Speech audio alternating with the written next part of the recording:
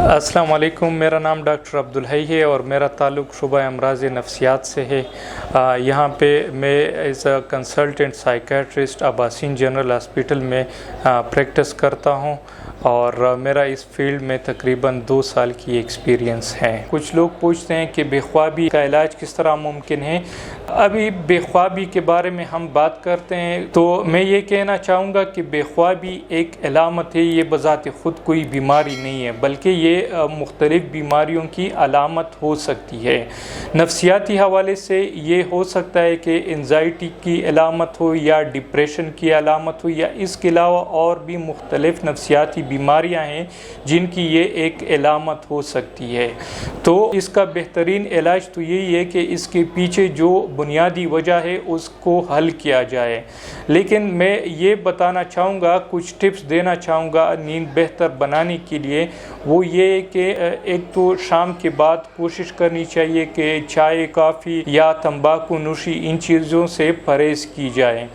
दूसरी बात ये है कि आप जहाँ पे सोते हैं वहाँ पे आपका बिस्तर और कमरे का टेम्परेचर वो आरामदेह होना चाहिए।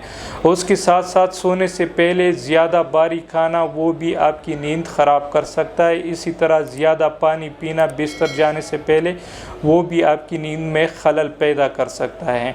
इस तरह दोपहर को कुछ लोग बहुत ज़्यादा सोते हैं तो उसकी वजह से भी रात को नींद आने में दरपेशी का सामना कर सकते हैं। साथ में ज़िंदगी का एक रूटीन बनाना चाहिए। रोज़ाना एक ही वक्त पर सोने के लिए आप जाया करें और सुबह एक ही वक्त पर आप जागा करें।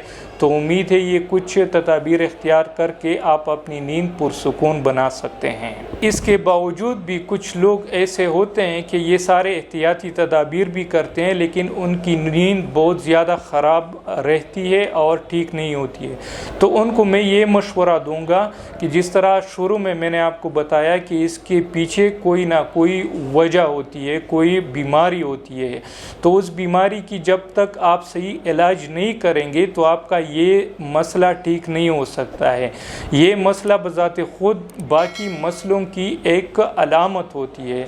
तो जो बुनियादी वजह है उसको ठीक करने के सिवा और कोई चारा नहीं होता। तो मैं इन लोगों से ये गुजारिश करूँगा कि आप अपने डॉक्टर के साथ रुजू कर लें, वो आपकी बेहतर रहनुमाई करेंगे और आपको इस मुश्किल से निजात देंगे। नफ्सियाती हवाले से आप लोगों को अगर कोई मसले मसाइल हैं, कोई बीमारियां हैं तो आप लोग हमारे साथ रब्ता कर सकते हैं। स्क्रीन पे हमारे अब्बासिन जनरल हॉस्पिटल का नंबर आप लोगों के साथ शेयर करते हैं, इस पे आप लोग रब्ता कर सकते हैं। हम ऑनलाइन भी आप लोगों की खिदमत के लिए भी हाज़िर हैं और आप यहाँ पे आकर भी हमारे साथ मशवरा कर सकते हैं। आप सब लोगों का बहुत शुक्रिया।